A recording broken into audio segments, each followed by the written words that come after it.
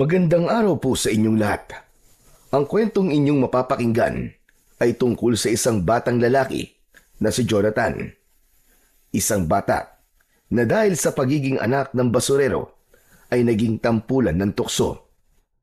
Sa baryo kung saan siya lumaki ay may isang mahiwagang espada na nakabaon sa lupa. Marami na ang nagtangkang bunutin ang naturang espada, ngunit walang nagtagumpay. At sa hindi inaasahang pangyayari, nahugot ni Jonathan ang espada at doon na nagsimula ang malaking pagbabago sa kanyang buhay. Anong klase ng sumpa nga ba ang kakambal ng espadang yon?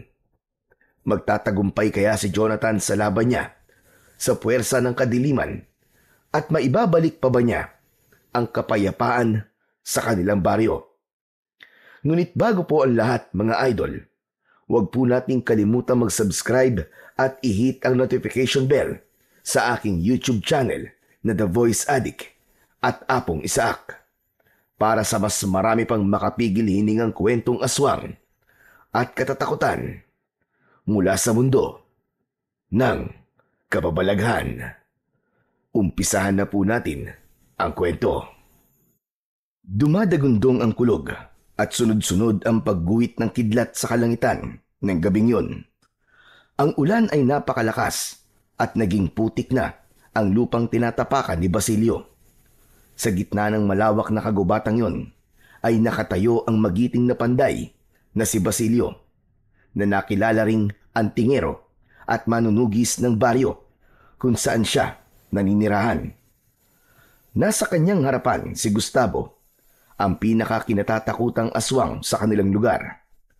Si Gustavo ay isang aswang na may kaalaman sa kapangyarihan na itim, kaya naiiba ito sa isang pangkaraniwang aswang. Sa loob ng maraming taon ay marami nang napatay si Gustavo. Hindi lang mga alagang hayop, kundi maging mga inosenteng tao. Nasa kamay ni Basilio ang espada ng Bakunawa. Ang espadang yon ay pinanday mula sa isang itim na metal na natagpuan sa bunganga ng isang bulkan. Habang ang hawakan naman nun ay pinapaniwalaan na gawa sa ngipin ng Bakunawa na isang mitolohikal na dragon na sinasabing lumamon sa buwan nung unang panahon. Katapusan mo na, Gustavo! Tama ng pag-aasik mo ng lagim at kamatayan sa aming baryo! Hindi ang isang panday lang ang tatalo sa akin. Hindi mo ako mapipigilan. Sa isang iglap ay lumipad si Gustavo gamit ang malalaki nitong pakpak. Bumulusok ito pa ibaba sa nakahandang si Basilio. Umiwas naman si Basilio. Mabilis siyang bumaling kay Gustavo. Sinubukan niya itong saksakin gamit ang espada. Ngunit isinalag ni Gustavo ang matigas nitong pakpak. Nagpatuloy ang matinding sagupaan ng dalawa. Bawat galaw ni Gustavo ay sinasabayan ni Basilio ng mas matinding pag-atake. May pagkakataong nasusugatan din si Basilio, ngunit mas lalo siyang tumatapang. Tumuntong si Basilio sa isang malaking bato. Tumalon siya sa direksyon ni Gustavo at pinaulanan ito ng sunod-sunod na hiwa at saksak. Hanggang sa nangihinang bumagsak sa lupa si Gustavo. Tumayo si Basilio sa tabi ng aswang. Itinaas niya ang espada ng Bakunawa at walang pagdadalawang isip na itinarak niya yon sa tapat mismo ng puso ni Gustavo. Umalingaw-ngaw ang malahalimaw na sigaw ni Gustavo sa buong kagubatan. Yumanig ang lupa habang ipinagdidiinan ni Basilio ang espada sa puso ng kanyang kalaban. Hindi na siya nagsayang ng sandali at agad niyang inusal ang dasal na tuluyang magpapabagsak kay Gustavo. Terra antiqua, consuma hostem, umbra profona, redia dabissum, spiritus mali, ligare a eterum, lux vincit, finis piata. Matapos sambitin ni Basilio ang huling kataga ng dasal, ay biglang bumuka ang lupa sa ilalim mismo ni Gustavo at mabilis itong nilamon. Agad na sumarado ang lupa habang ang kalahating bahagi ng espada ay nanatili sa ibabaw ng lupa. Unay na ang kasamaan ay hindi kailanman magwawagi sa kabutihan, Gustavo. Ngayon, habang walang nakakahugot ng espadang yan sa iyong libingan, ay mananatili ka sa ilalim ng lupa. Bagamat sugatan, ay matikas pa ring tumayo si Basilio. Hindi na siya nagtagal sa lugar na yon at naglakad na siya palabas ng gubat upang sabihin sa mga kababaryo niya na tapos na ang madilim na kabanata sa buhay nila dahil napatay na niya si Gustavo. Makalipas ang ilang taon, ang katahimikan at kapayapaan ay patuloy na nananatili sa baryo kung saan minsang naminsala si Gustavo. Sa baryong yon ay nakatira ang isang batang lalaki na si Jonathan. Tanging ang tatay niyang si Emilio na lamang ang kasama niya sa buhay. Ang kanyang ina naman ay matagal na silang iniwanan. Simula nang sumama ito sa isang lalaking ipinagpalit nito sa tatay ni Jonathan, ay hindi niya na ito nakita pa. Masakit para kay Jonathan na pinili ng nanay niya ang ibang lalaki kesa sa kanila. Ngunit inisip na lang niya na nasa maganda ng kalagayan ang nanay niya at hindi na ito makakaranas pa ng hirap. Isang umaga, sumama si Jonathan sa kanyang ama para mangalakal ng basura. Sa ganong paraan sila nabubuhay dahil sa hindi nakatapos ang tatay niya sa pag-aaral. Isa itong mangangalakal ng basura at minsan ay nangongolekta rin ito ng basura ng mga tao sa kanilang baryo upang ito na ang magtapon sa isang lugar kung saan itinatambak ang mga basura. Matapos mangalakal, ay ibinenta na nila Jonathan at Emilio ang nakolekta nilang mga bote, plastik at karton sa isang junk shop. Hindi pa sila umuwi at dumiretso sila sa gubat upang kumuha ng panggatong na kahoy. Sa kanilang paglalakad ay napahinto si Jonathan nang makita niya ang kinakalawang na espada na nakabaon sa lupa. Ang kalahati lang ng espada ang nakalabas. Puno na yun ng lumot at halatang matagal na yung nakabaon doon. Jonathan! Aba, ano tinutunga-tunga ka mo dyan? Tara na! Sa tingin ko marami na rin itong kahoy na nakuha natin.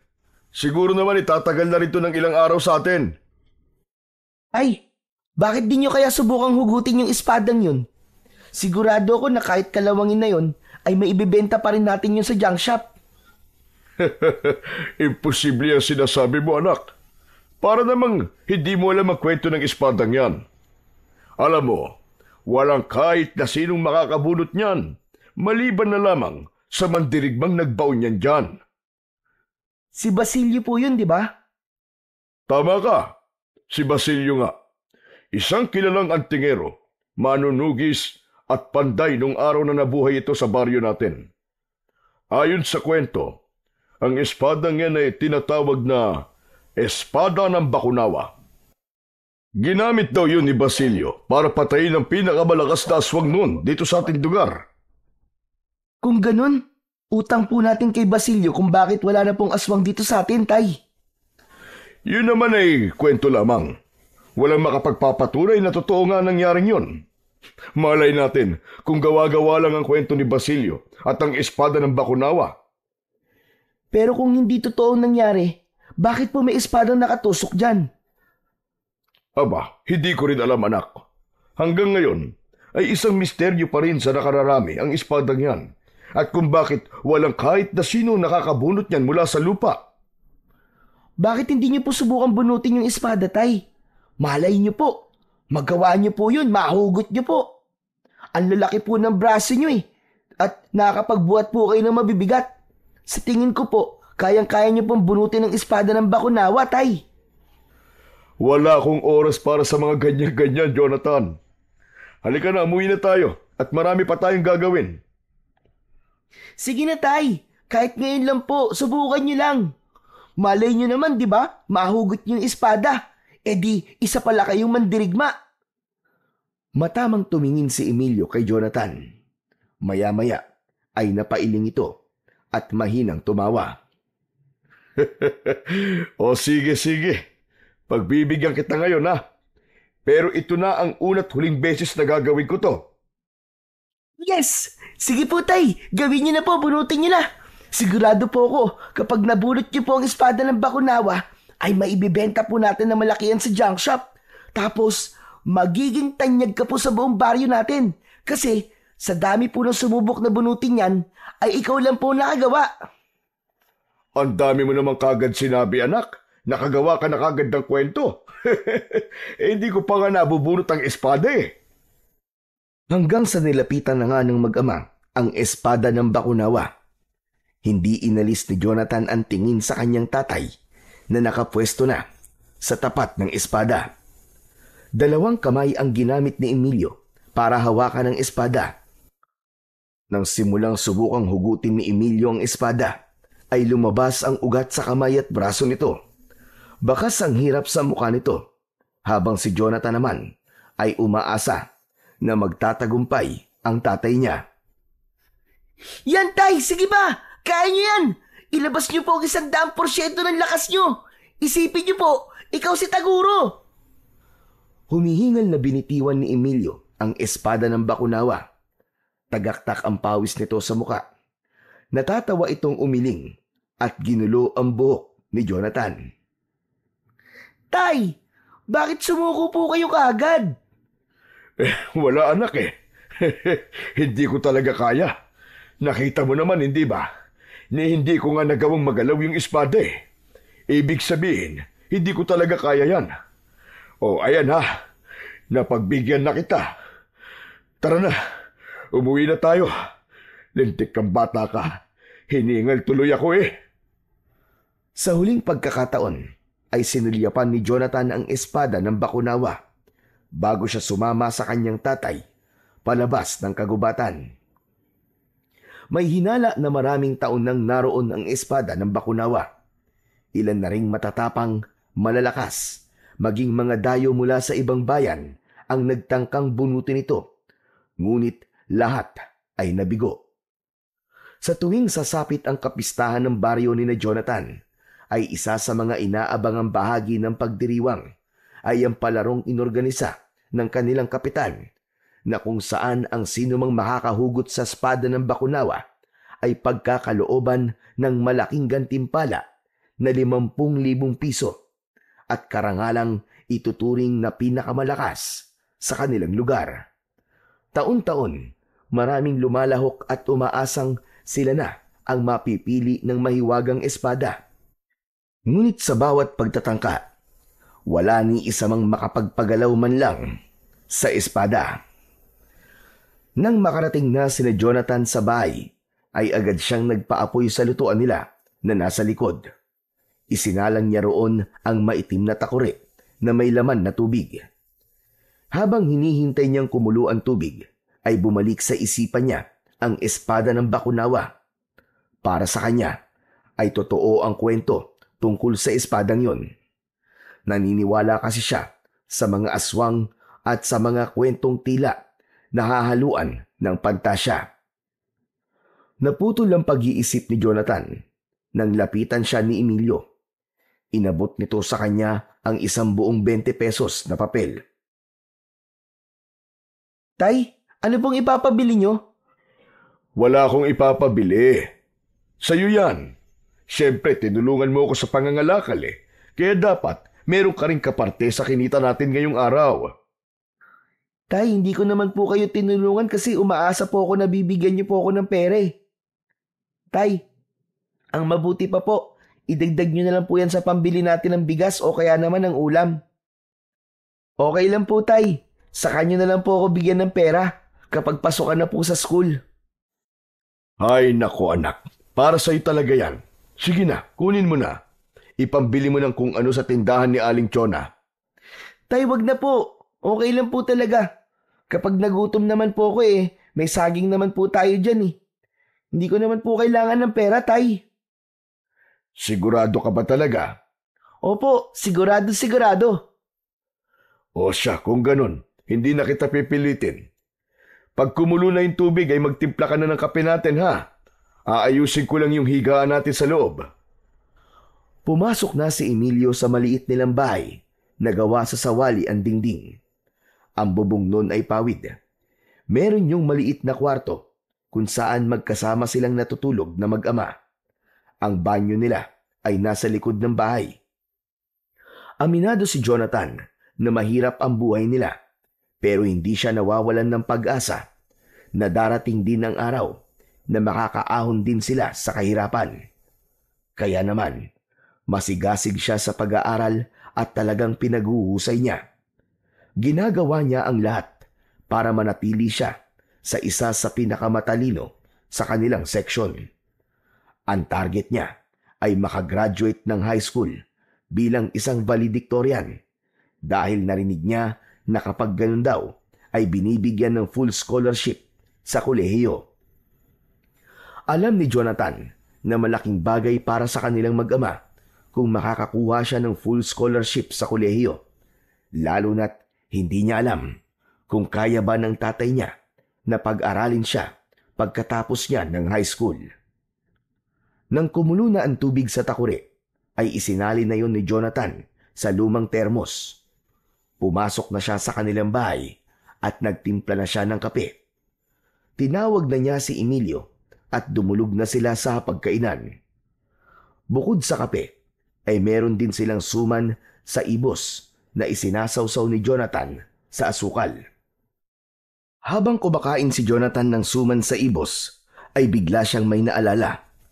Hanggang sa hindi niya napigilan ang mapaluha. Anak? Aba, bakit ka umiiyak? Hindi ba paborito mo naman ang suman sa ibos? Tay, paano kasi? Bigla ko pong naalala si nanay eh.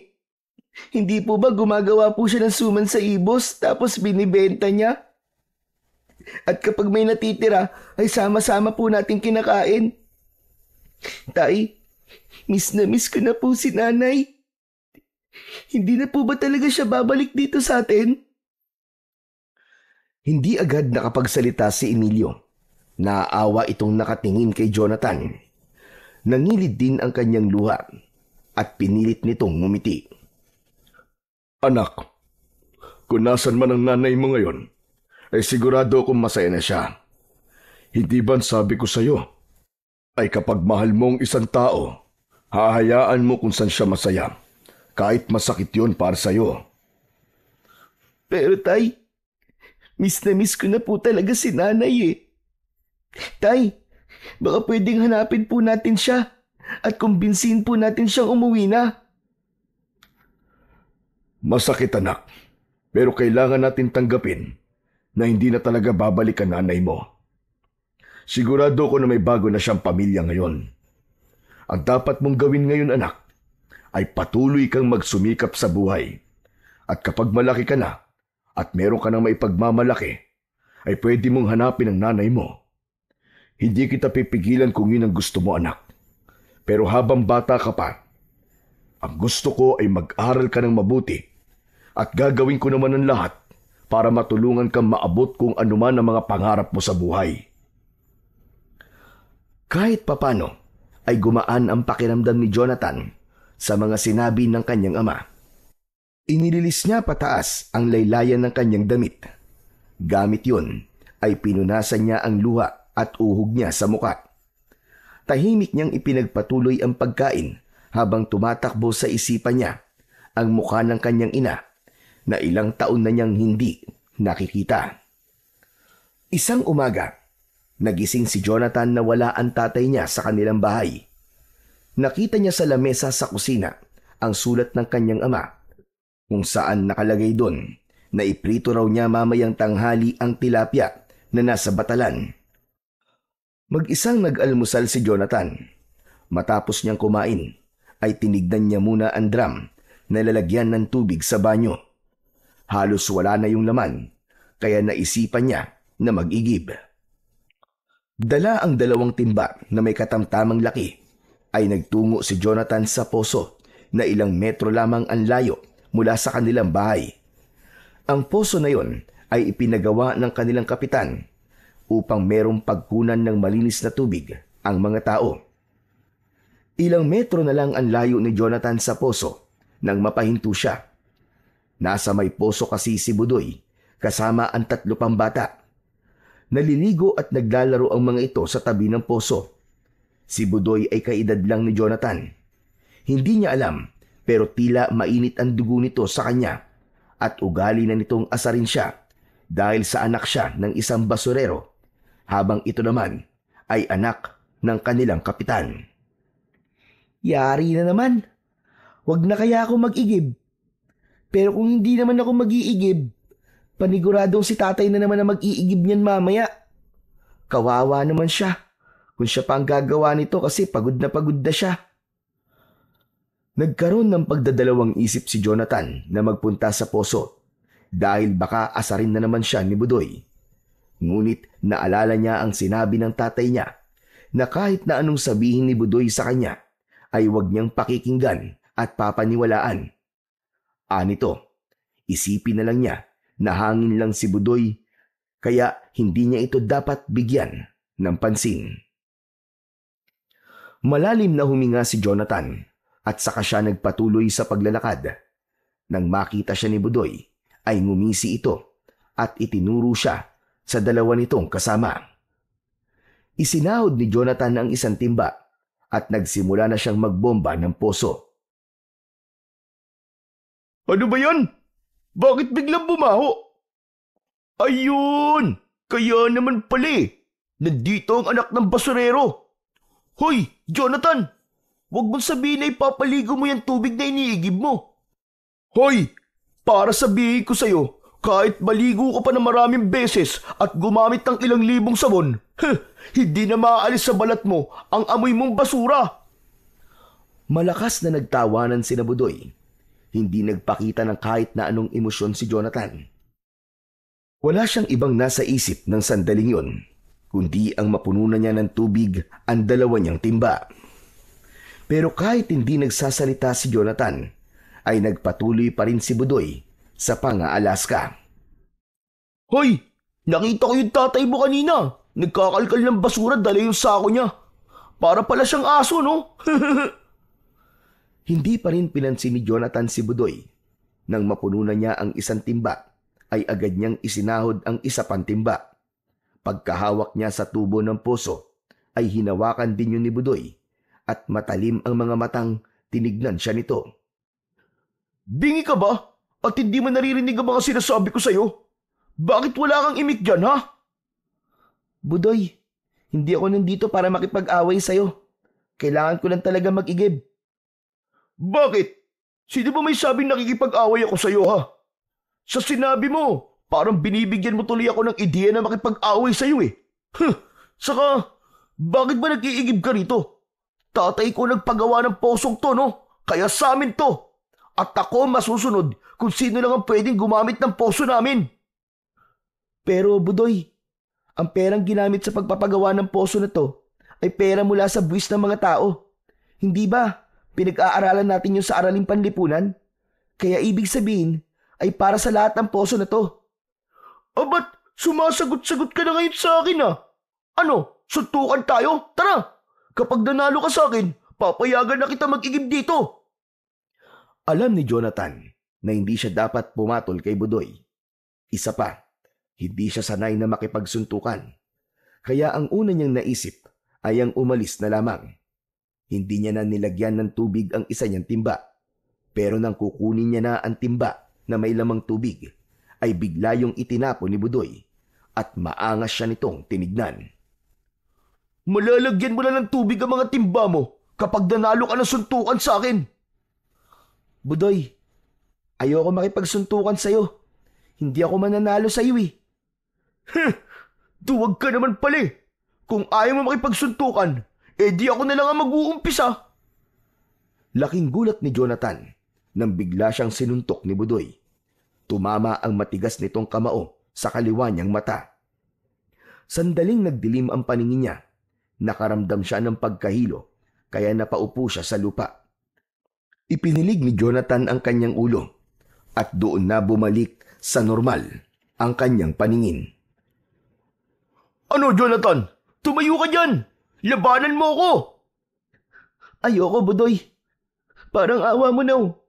Wala naman akong ginagawang masama sa iyo eh. Wala nga. Pero ang sakit kasi sa ilong ng amoy mo eh. Palibasa, anak ka ng isang basurero. Mabaho! Pagkasabi nun ni Budoy ay nagtawanan pa ang mga kasama nito. Pakiramdam ni Jonathan ay kawawang-kawawa siya ng sandaling yun. Tumayo siya at kinuha ang 2 timba na hindi na niya nalagyan ng tubig. Hindi na niya pinilit na makapag-igib sa poso at naglakad na lang siya pabalik sa kanilang bahay habang naririnig niya pa rin ang nakakainsultong pagtawa ni Budoy at ng kanyang mga kasama. Nang makauwi si Jonathan sa bahay, ay doon na niya nagawang umiyak. Hindi dahil sa masakit na suntok ni Budoy, kundi sa awa sa kanyang sarili. Pakiramdam niya ay napakahina niya dahil hindi niya nagawang lumaban. Aminado siyang takot siya kay Budoy, kaya kahit ang sagutin nito ng pabalang ay hindi niya kaya. Matapos umiyak, ay humarap siya sa salamin. Kinabahan siya dahil sa black eye sa kanyang kaliwang mata. Alam niya na kapag nakita yon ng tatay niya, ay tatanungin ito kung bakit siya meron nun. Kilala niya ang kanyang ama at hindi ito papayag na hindi nito kakausapin si Budoy o ang tatay nito. Kaya naman, nagdesisyon si Jonathan na magsinungaling na lang mamaya sa kanyang ama. Pinalipas muna ni Jonathan ang oras. Nang sumilip siya sa may poso, ay nakita niyang wala na roon si Budoy at saka siya nag-igib ng tubig. Ilang beses siyang nagpabalik-balik sa poso bago niya napuno ang drum sa kanilang banyo. Matapos yun, ay sinimulan na ni Jonathan na iprito ang tilapia habang nagsasaing siya. Sa pagkakataon na yon, ay dumating na si Emilio. Nagpunta ito sa likod ng bahay kung saan abala si Jonathan sa pagluluto. Panay ang iwas niya ng mukha rito upang hindi nito makita ang pasa sa kaliwa niyang mata. Ngunit tila nakahalata na si Emilio, kaya hinawakan nito ang mukha ni Jonathan. Labis na nabahala si Emilio nang makita ang itinatago ng anak. Oh, Jonathan! Ano nangyari sa isa mo mata? Bakit may black eye ka? Ano po kasi, natalsikan po ako ng mantika habang nagpiprito po ako ng isda. Hindi ganyan ang talsik na mantika, anak. Magsabi ka sa akin ng totoo. Tay, kasi ang totoo po niyan eh. Opo, tinamaan po ako ng tubo ng poso habang nagbobomba po ako kanina, Tay. Yun po talaga ang dahilan kung bakit nagkaganito po ang mata ko. Pero wag po kayong mag-alala, Tay, kasi hindi naman po masakit eh. Ayos lang po ako. Napailing si Emilio na halatang hindi kumbinsido sa sagot ni Jonathan. Jonathan, anak, kilalang kilala kita. Alam ko kapag nagsisinungaling ka. Magsabi ka sa akin ng totoo. May nakaaway ka ba? Kapag hindi ka nagsabi ng totoo sa akin, magagalit ako sa'yo. Napakagat sa labi si Jonathan. Talagang kilala siya ng kanyang ama, kaya hindi siya maaaring magsinungaling dito. Napayuko siya at nagdesisyon na siyang sabihin ang totoong nangyari. Tay, kasi po sinuntok po ako kanina ni Budoy sa may poso. Anak ng, si Budoy na naman. Ano nangyari at sinuntok ka niya? Mag-iigib po kasi sana ako kanina sa poso. Inaron po si Budoy. Inasar na naman po niya ako. Pero hindi ko naman po siya pinapansin eh. Tapos yun, bigla na lang po niya akong sinuntok sa mata. Lumaban ka ba? Hindi po. Takot po ako kay Budoy eh. Matindi na talaga ang Budoy na yun ah. Ano bang kasalanan mo sa kanya at palagi kanyang pinagtitripan? Tayayaan na lang po natin. Ayos lang naman po ako eh. Lalagyan ko na lang po ito ng yelo mamaya para mabilis po na mawala ang pasa. Hindi. Hindi maaari to. Hindi na ako makakapayag. Hindi ko na pwedeng palagpasin ang ginawa niyang yan sa'yo. Pisikal ka na niyang sinaktan, anak. Ang dapat sa kanya ay tinuturuan na ng leksyon. Bumakas ang pagkabahala sa mukha ni Jonathan, lalo na nang mapansin niya na galit na ang tatay niya. Tay, ano pong gagawin niyo kay Budoy? Basta, tuturuan ko siya ng leksyon. Aalis na sana si Emilio, pero mabilis itong hinawakan ni Jonathan sa braso. Takot na takot siya na baka saktan din ng tatay niya, si Budoy. Tay, wag na po. Hayaan niyo na lang po siya. Ako na lang po ang iiwas sa susunod para hindi na po ito mangyari. Hindi, Jonathan. Dapat ay matigil na itong pananakit at pangaasar niya sa'yo. Palibasa, mukhang hindi siya napagsasabihan ng tatay niya. Pero tay, Pabayaan mo ko, Jonathan, ha? Para din sa itong gagawin ko. Dito ka lang at huwag ka susunod. Tapusin mo ang pagluluto. Napatda si Jonathan. Yun ang unang beses na nasigawan siya ni Emilio ng ganun kalakas. Pakiramdam niya ay ibang tao ito ng sandaling yun. Kusang bumitaw ang kamay niya sa braso nito. Malalaki ang hakbang na lumabas si Emilio sa kanilang bakuran, habang si Jonathan naman ay naiwan na kinakabahan. Napadasal si Jonathan na sana ay walang gawing hindi maganda si Emilio kay Budoy. Tapos nang magluto si Jonathan, pero wala pa rin ang kanyang ama. Hindi na siya mapakali sa loob ng kanilang bahay. Kung ano-ano na ang tumatakbo sa utak niya ng mga sandaling yon. Natakot siya na baka sinaktan ni Emilio si Budoy. Alam niya na kapag ginawa yun ng tatay niya ay maaari itong makulong dahil malinaw na yun ay pang-aabuso sa isang bata. Hindi nagtagal ay bumalik na si Emilio. Dire-diretso ito sa kusina para uminom ng tubig. Naramdaman ni Jonathan ang tensyon kaya sinundan niya ang kanyang ama. tay, ano po nangyari? Ano pong ginawa niyo kay Budoy? Iniisip mo ba na sinaktan ko si Budoy? Opo, hindi po ba yun ang ginawa niyo? Galit na galit po kasi kayo kanina eh. Parang kahit sino pong makakasalubong niyo ay sasapakin niyo eh. Kahit sinaktan ka ni Budoy, anak, ay hindi ko gagawin kung anong ginawa niya sa'yo. Nasa katinoan pa ang pag-iisip ko. Pero tay, yun nga. Ano pong ginawa niyo kay Budoy? Wala akong ginawa kay Budoy, anak. Pero si Kapitan meron. Isinumbong ko kay Kapitan ang ginawa ng anak niya sa'yo. Nagalit si Kapitan kay Budoy at sa mismong harapan ko ay hinampas niya si Budoy ng sinturon sa puwet. Grabe nga ang iyak ni Budoy eh. Hala, nakakaawa naman po siya. Nakakaawa talaga. Pero siguro ay dapat madisiplina din siya kahit minsan para magtinuna. At sana sa ginawa sa kanya ng tatay niya ay magtanda na siya at mapagtanto niya na mali ang manakit siya at namimeste ng ibang tao porkit anak siya ng kapitan. Kaya huwag ka mag-alala, anak. Sigurado ko na hindi ka nagagambalain ni Budoy simula ngayon. Hindi na nagsalita si Jonathan. Alam niya na tamang si Kapitan ang magdisiplina kay Budoy at masaya siya na hindi gumamit ng karahasan ang tatay niya. Ngunit hindi niya pa rin maalis-alis ang takot sa dibdib dahil baka sa nangyari ay lalo siyang pag-initan ni Budoy. Sa mga nagdaan na araw ay napansin ni Jonathan na hindi na siya nilalapitan ni Budoy. Tuwing nagkakasalubong sila ay hindi na ito gaya ng dati na hindi pwedeng kukutsain siya. Pero kahit hindi na siya kinakausap ni Budoy, ay palaging masama ang tingin nito sa kanya na para bang nagbabanta ito. Hindi na lang yun sinabi ni Jonathan sa tatay niya dahil baka magsumbong ulit ito kay Kapitan. Kahit paano, ay may awa pa rin siyang nararamdaman kay Budoy at ayaw niya na itong mapalo ulit ng tatay nito.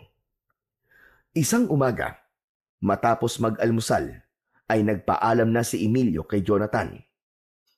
O anak, ikaw na muna ang bahala dito sa bahay natin, ha? Sumama po kaya ako sa inyo tay sa pangangalakal para meron po kayong tagabuhat ng sako. Huwag na. Masyado matinding init ng araw ngayon, no? Baka sumakit lang ang ulo mo.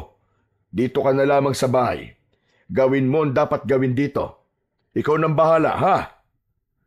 Hindi na ipinilit ni Jonathan ang gusto niya at hinayaan niya nang umalis ang kanyang ama. Naghanap na lang siya ng gagawin at nakita niya nakakaunti na ang panggatong nila. Kinuha niya ang sako at nagpunta siya sa gubat para manguha ng mga tuyong kahoy na pwede nilang gamiting panggatong. Habang abala si Jonathan sa paghahanap ng panggatong sa gubat, ay napahinto siya nang maramdaman niya na parang merong sumusunod sa kanya. Bukod doon, ay may narinig din siyang tunog ng dahon na tinapakan. Mabilis siyang lumingon at nanlamig siya nang makita niya si Budoy. Kasama nito ang 2 bata na palagi nitong kasama. Anong ginagawa niyo rito? Bakit? Sa iba tong gubat at nagtatanong ka ng ganyan? Akala mo ba ay basta ko na lang papalampasin ang pagsusumbong mo sa tatay mo? Alam mo ba na dahil sa ginawa mo ay napalo ko ng tatay ko? Maniwala ka, Budoy. Pinigilan ko ang tatay ko, pero hindi siya nagpapigil. Ang saya-saya mo siguro kasi napalo ko, no? Pwes, ikaw naman ang papaluin ko. Inampot ni Budoy ang isang matigas na sanga ng kahoy at inihahampas nito yon ng marahan ng paulit-ulit sa palad nito. Nakatitig ito sa kanya habang may nakakatakot na ngisi sa muka. Kinabahan si Jonathan. Hindi niya inasahan na kahit napalo na si Budoy ng tatay nito, ay hindi pa rin ito titigil sa pang-aaway sa kanya. Nang magsimulang lumapit si Budoy, ay binitiwan ni Jonathan ang hawak na sako at saka siya mabilis na tumakbo palayo. Hinabol siya ni Budoy. Sa pagtakbo niya, ay napigtas ang tsinelas nito, pero hindi yun naging dahilan para tumigil siya. Mas lalo pa niyang binilisan ng pagtakbo dahil alam niya ang mangyayari kapag naabutan siya ni Budoy. Sige lang! Sige lang, Jonathan, tumakbo ka! Dahil kapag naabutan kita, ay hindi ako titigil na bugbugin ka hanggang sa magkulay violet ang buong katawan mo! Kinilabutan si Jonathan nang marinig niya ang malakas na pagtawa ni Budoy na para bang isa itong demonyo. Nang sandaling yon ay naisip niya na wala na siyang ibang magagawa kundi ang maghanap ng bagay na maaari niyang gamitin upang ipagtanggol ang kanyang sarili. Bumagal na kasi ang pagtakbo niya dahil tinamaan na siya ng pagod. Hanggang sa natanaw ni Jonathan ang espada ng bakunawa sa kanyang unahan. Para bang kusa siyang dinala doon ng kanyang mga paa. May kakaibang koneksyon siyang naramdaman sa espada na para bang nakatayo ito roon at naghihintay sa kanya. Huminto siya sa tabi ng espada na nakatusok sa lupa. Habol niya ang paghinga. Tumigil din si Budoy at ang 2 nitong kasama. Oh, bakit tumigil ka sa pagtakbo, ha? Tanggap mo na bang mabubugbog kita sa gubat na to? Huwag kayong lalapit sa akin! Lalabanan ko na talaga kayo! Sawang-sawa na ako na palagi niyo akong inaaway ng walang dahilan! Aba! Matapang ka na ngayon, ha? Saka ano sinasabi mo na wala kaming dahilan kaya inaaway ka namin? Nakakapikon ka kasi! Nakakapikon niyang pagbumuka mo at ang amoy mo! Nang humakbang si Budoy, ay hinawakan ni Jonathan ang hawakan ng espada ng bakunawa. Napahinto naman si Budoy. Sige! Subukan nyo! Lumapit kayo! Bubunutin ko ang espadang to at lalabanan ko kayo! Malakas na tumawa si Budoy. Nakakatawa ka talaga, Jonathan. Clown ka ba, ha? Sa tingin mo ba ay mahuhugot mo ang espadang yan? Napakahina mo. Lampa ka. Kahit nga mga lalaking may malalaking katawan ay hindi yan nabubunot.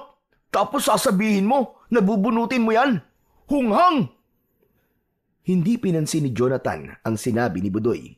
Hindi niya inalis ang mga kamay niya sa espada ng bakunawa. Nang muling humakbang si Budoy palapit sa kanya, ay naging desperado na si Jonathan. Kahit alam ni Jonathan na wala siyang kakayahan na hugutin ang espada ng bakunawa, ay sinubukan pa rin niya. Hinila niya ang espada ng bakunawa at laking gulat niya nang marahan niyang nahugot ang espada sa lupa. Kitang-kita niya ang unti-unting pag-angat nun hanggang sa tuluyan niya nang nahugot ang espada mula sa pagkakabaon nun sa lupa. Biglang lumakas ang hangin ng mga sandaling yun. Binalot ng puting liwanag ang espada ng Bakunawa.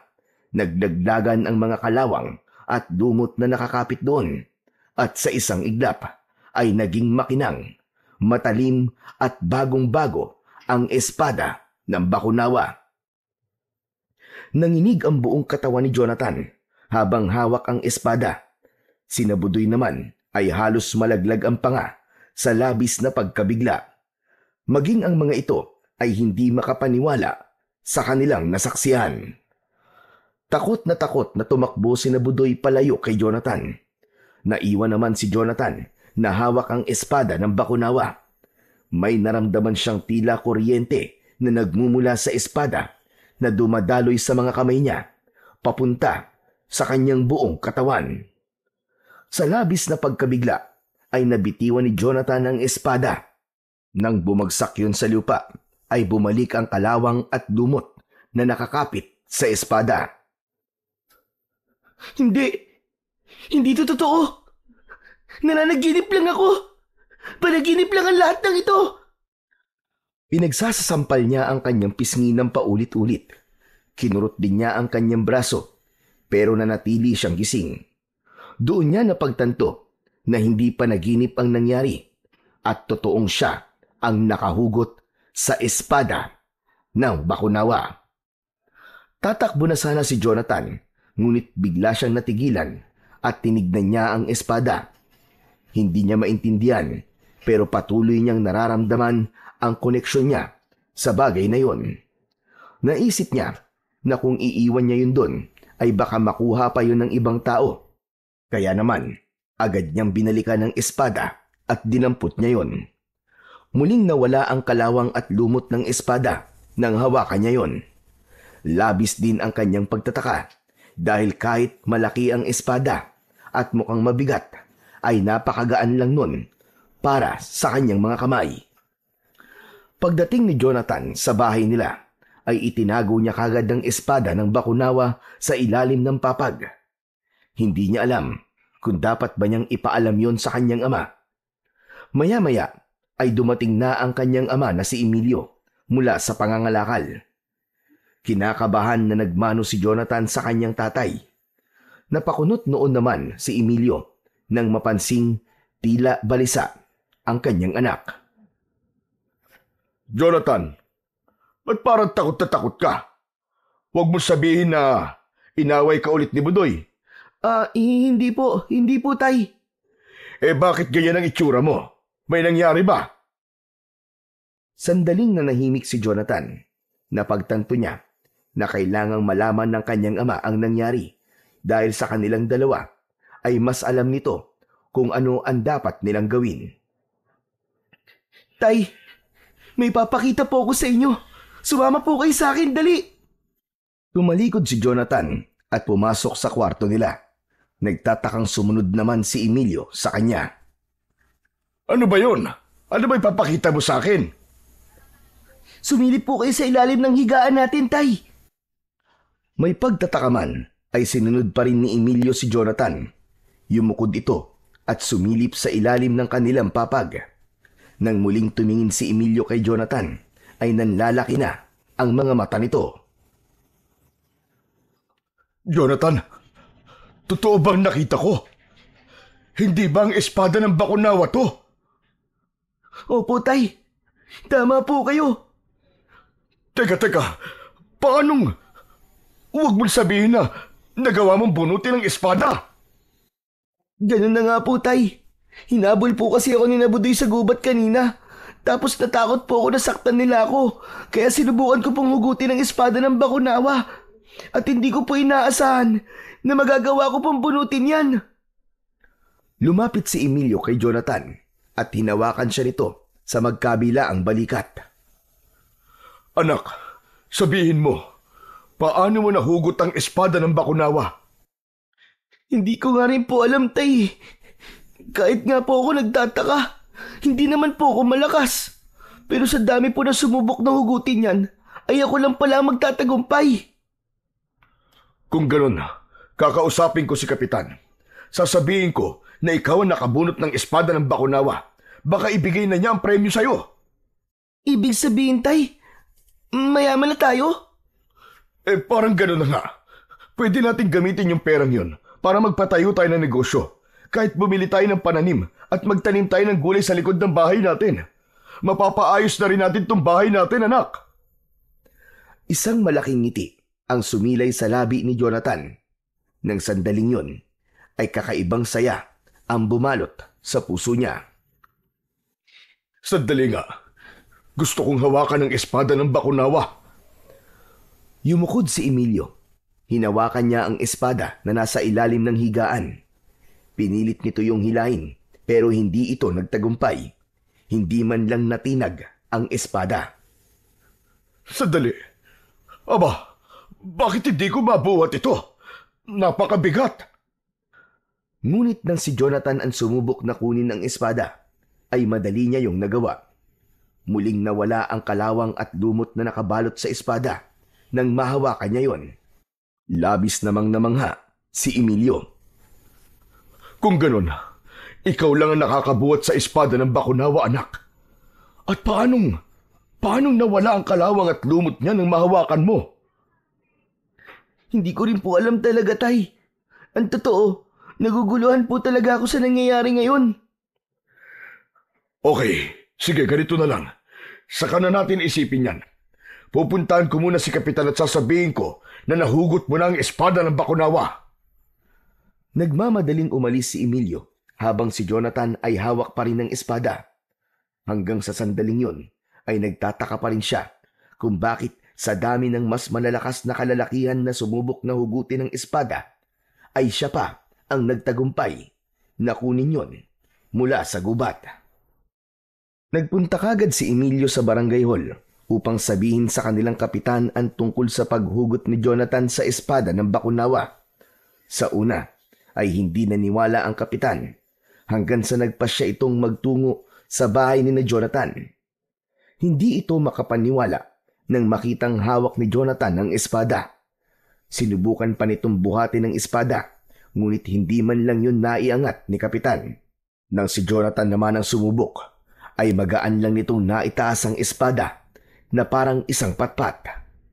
Dahil doon ay iginawad ng kapitan ang matagal nang ipinangakong gantimpala na 50,000 piso para sa sinumang makakahugot ng espada.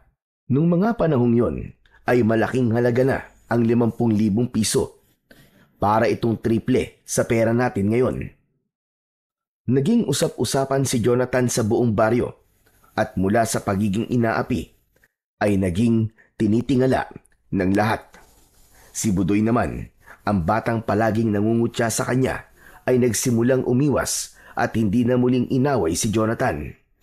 May ilang matatanda at kabataan pa ang sumubok na buhati ng espada pero walang nagtatagumpay.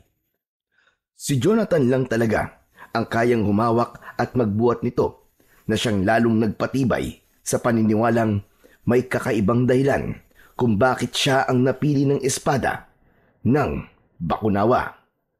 Ang gantimpalang pera ay ginamit ni na Emilio at Jonathan sa mabuting paraan. Bumili sila ng mga kagamitan para makapagsimulang magtanim sa maliit nilang bakuran at sa bakanting lote sa likod ng kanilang kubo. Unti-unting huminto si Emilio sa pamamasura.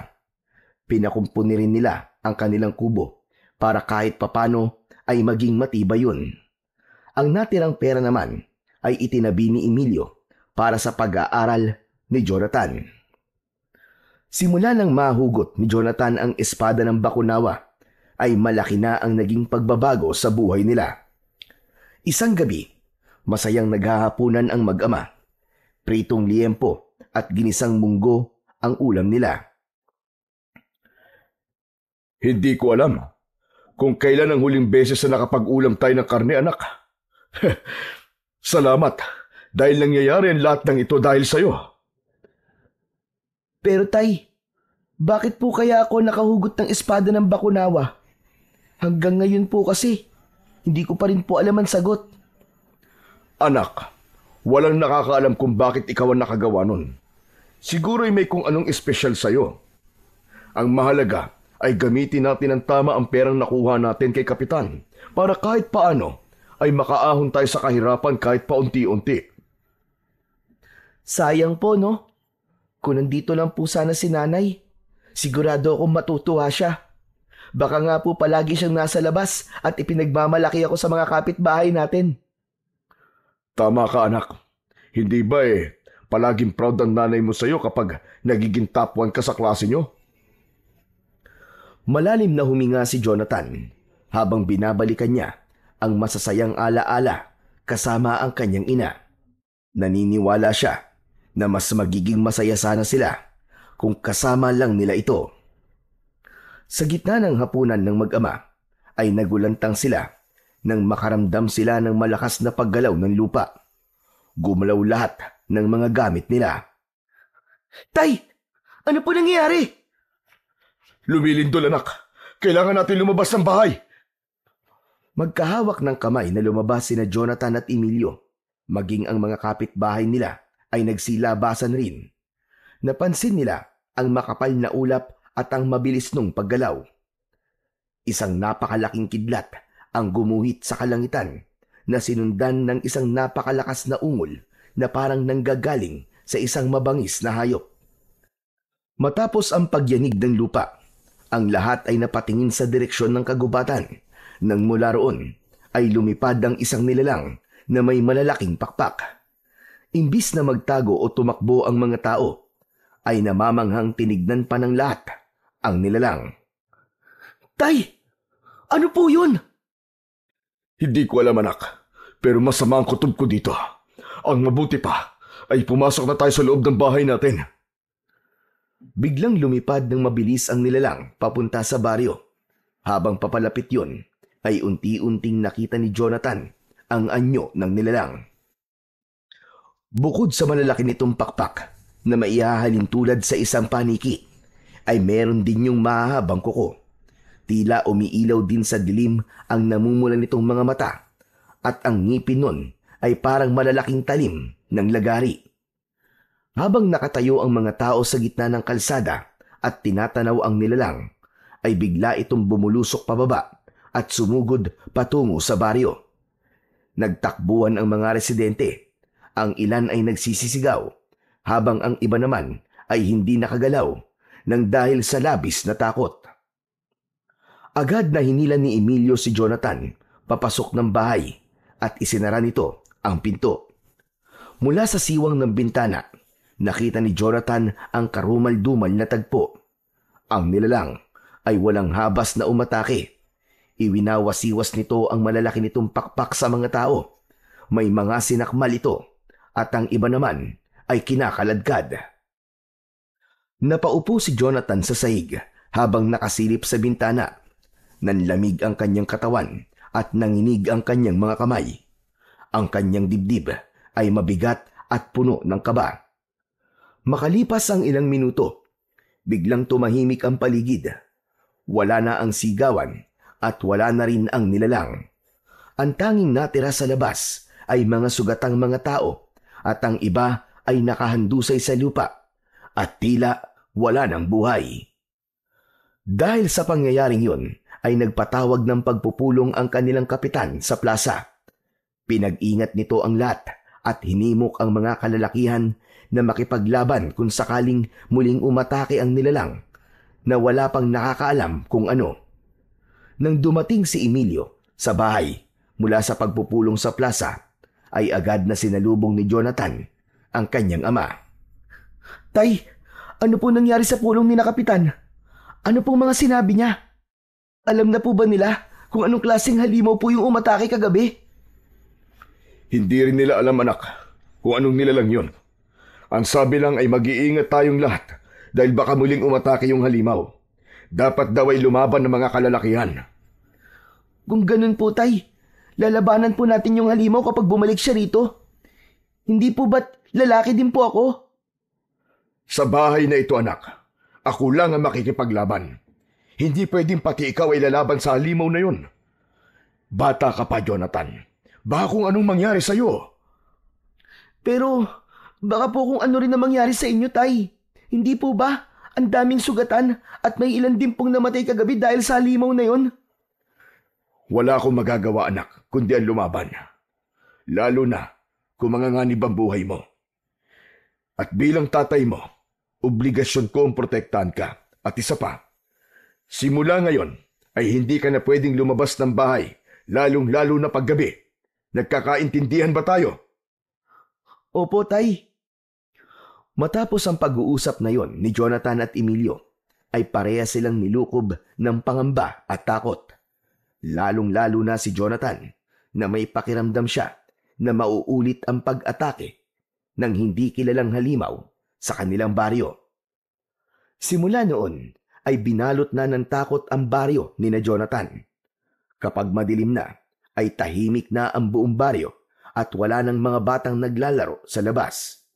Wala na rin ang mga matatanda na nagkikwentuhan sa kani-kanilang mga bahay. Ang mga tanod ay nagsimulang magronda pero halatang hindi alam ng mga ito ang dapat gawin. Ang simbahan ay napuno ng mga nagdarasal tuwing umaga at umaasang hindi na muling babalik pa ang nakakatakot na nilalang. Maging sina Jonathan ay mahigpit ang naging pag-iingat. Tuwing gabi ay hindi na siya lumalabas. Palagi na ring nasa ulunan ni Emilio ang itak bago sila matulog. Isang gabi, ang tahimik na baryo ay napuno ng sigawan ng mga tao sa labas.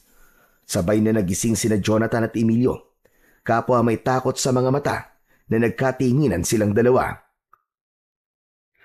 Anak nang, ito na nga ba at sinasabi ko? Mukhang bumalik na ang halimaw. Agad na kinuha ni Emilio ang itak na nasa ilalim ng una nito. Bababa na sana ito ng papag nang hawakan bigla ito ni Jonathan sa kanyang braso. Tay, sandali lang! Saan po kayo pupunta? Sa labas, anak. Kailangan kong tumulong na makipaglaban dun sa nilalang na yon. Pero Tay, baka mapahamak ka po. Mapahamak o hindi, anak, ay wala akong pakialam. Nangako ko kay Kapitan na isa ako sa haharap sa halimaw na yon. Dito ka lang sa loob ng bahay. Huwag na huwag kang lalabas dito kahit na anong mangyari. Magdasal ka, anak. Ipagdasal mo na sana ay mapatay na namin ang halimaw na yon. Matapos yon ay nagmamadaling lumabas na si Emilio at naiwan si Jonathan na mag-isa at takot na takot. Walang tigil ang pagsigaw ng mga tao sa labas. May humihingi ng tulong at meron ding umiiyak. Lumuhod si Jonathan sa harapan ng altar. Doon ay mataimtim siyang nagdasal, hindi lang para sa kaligtasan ng kanyang ama, kundi lahat ng tao sa kanilang baryo.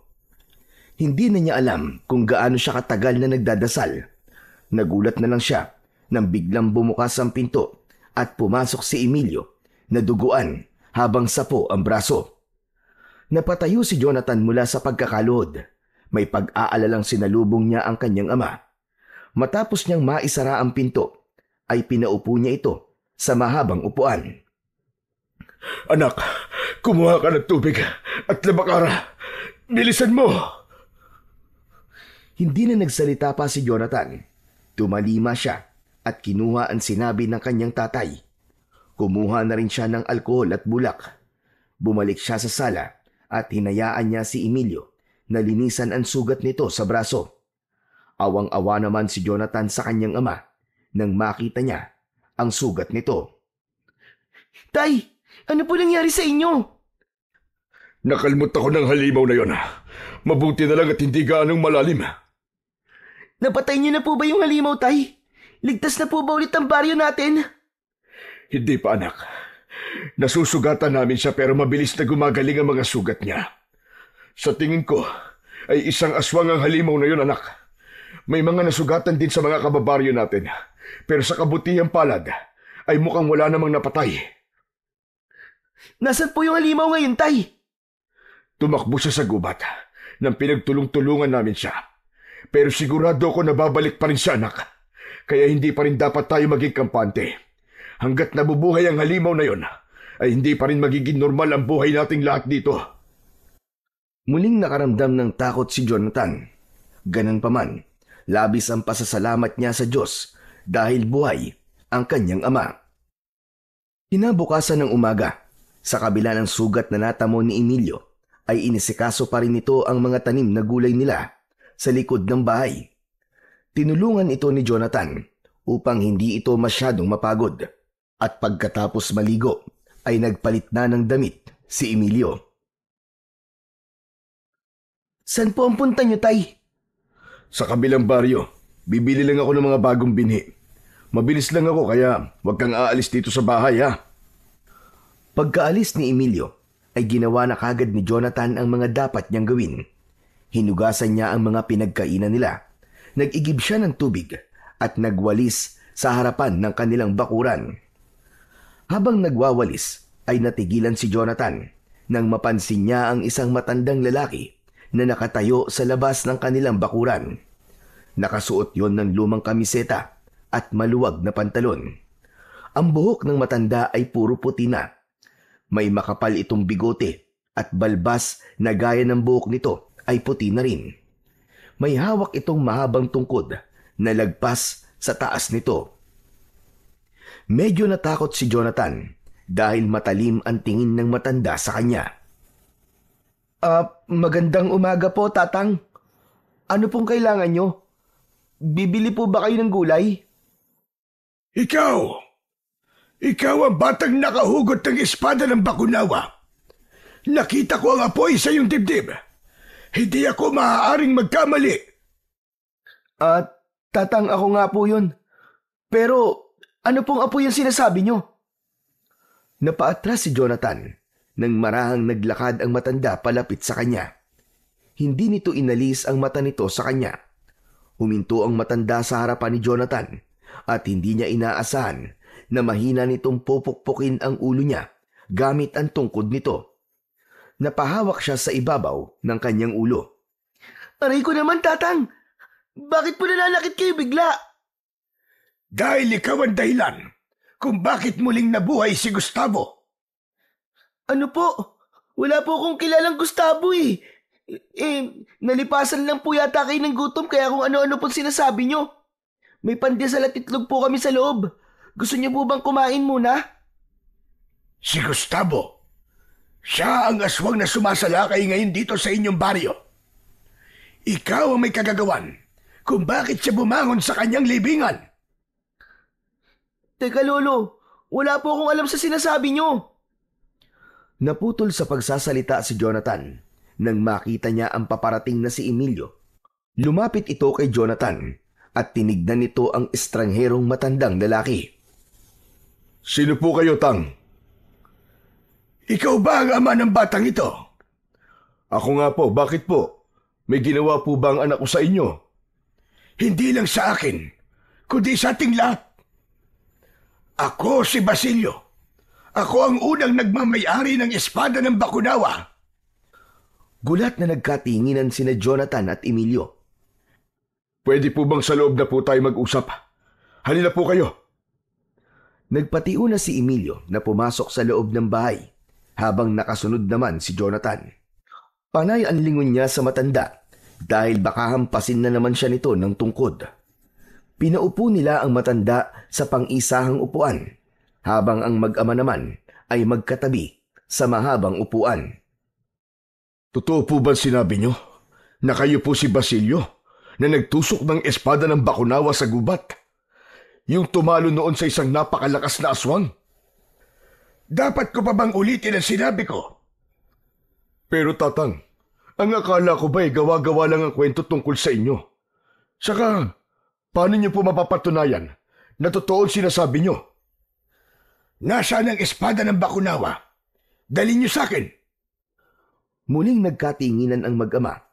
Nang tumango si Emilio, ay kinuha na ni Jonathan ang malaking espada sa ilalim ng higaan. Akin na ang espada, bata. Ibigay mo sa akin. Pero Tatang, ako lang po nakakabuhat nito eh. Baka kapag binigay ko po ito sa inyo mabalian po kayo ng buto. Basta ibigay mo na lamang sa akin. Yan na po. Hindi niyo naman po kailangan sumigaw at magalit eh. Basta binalaan ko na po kayo May pag-aalinlangan na inabot ni Jonathan ang espada ng Bakunawa sa matandang lalaki. Tumayo ang matanda at kinuha nito mula sa kanya ang espada. Nanlaki ang mga mata nila nang nagawang buhati ng matanda ang espada. Yun nga lang, naging makalawang at puno ng lumot ang espada sa kamay nito. Iwinasiwas pa ng matanda ang espada at pinaikot-ikot sa itaas ng ulo nito. Napayuko si Jonathan dahil muntik na siyang tamaan ng espada. Tama na po, tatang. Baka mapugutan niyo pa po ako ng ulo eh. Naniniwala na po kami na kayo nga po si Basilio. Huminto ang matandang si Basilio at ibinalik nito ang espada ng bakunawa sa bata. Nawala ang kalawang at lumot ng espada nang hawakan yun ni Jonathan. Pero tatang, kung kayo nga po si Basilio, bakit hindi po nawala ang kalawang at lumot ng espada ng hawakan nyo?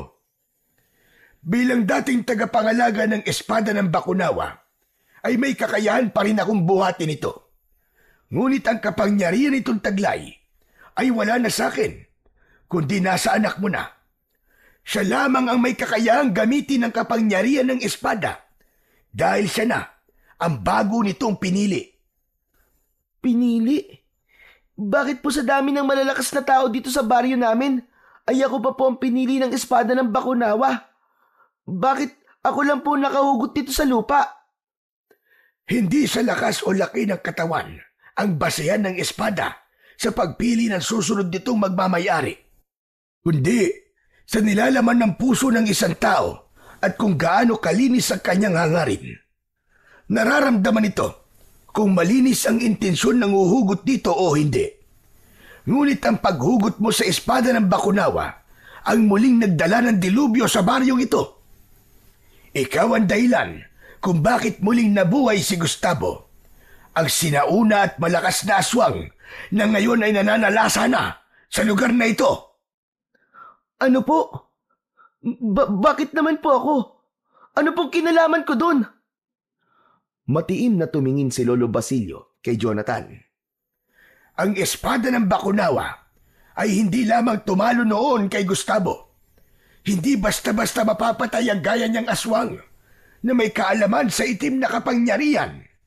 Kaya ginamit ko ang espada upang gawing selyo o harang upang hindi na muling makabangon pa si Gustavo sa kanyang libingan. Kaya naman, nang hugutin mo ang espada, ay natanggal ang selyo na yon at nakawala siyang muli. Hindi namin alam ang kwento na yan, tatang. Ang alam lang namin ay walang kahit na sinong may kakayang hugutin ang espada ng bakunawa. Kung alam lang sana namin edi sana hindi na hinugot ng anak ko ang espada. Yan ang mahirap sa ibang tao. Kahit walang alam sa isang bagay, ay papakialaman pa rin ito. Ngunit wala ng oras para magsisihan. Kailangan maibalik si Gustavo sa kanyang libingan bago pa madagdagan ang kanyang mga biktima. Lumapit si Jonathan kay Lolo Basilio. Inabot niya rito ang espada. Patawad po, tatang. Hindi ko po talaga alam na mabubuhay ang aswang na sinasabi nyo nang hugutin ko po ang espadang ito. Pero ito po, ibinabalik ko na po ito ngayon sa inyo. Kung ito lang po makakatalo kay Gustavo, ay dapat lang na mapunta po ulit ito sa inyo. Hindi mo naiintindihan, bata. Kapag ginamit ko ngayon ang espada na yan, ay isa lamang yung normal na espada. Gaya ng sinabi ko kanina, ay ikaw na ang bagong tagapangalaga ng espada ng bakunawa dahil ikaw ang pinili niya. Ikaw lang ang makakapagpagana ng kapangyarihan nito. Kaya ikaw lang din ang may kakayahan na harapin at patayin si Gustavo. Ano po? Ako ang lalaban sa aswang? Hindi. Hindi ako papayag na labanan ng anak ko ang aswang. Bata pa ho siya. Anong alam niya sa pakikipaglaban? Nandito ako para sanayin siya. Kahit na, tatang, kung gusto nyo, ako na lang ang papatay kay Gustavo. Baka may paraan gaya ng ritual para maipasa sa akin ng anak ko ang espada at ang kapangyarihan nito. Mariing umiling si Lolo Basilio. Wala ng paraan. Tanggapin mo na lamang na ang anak mo ang hinirang na muling tatalo kay Gustavo.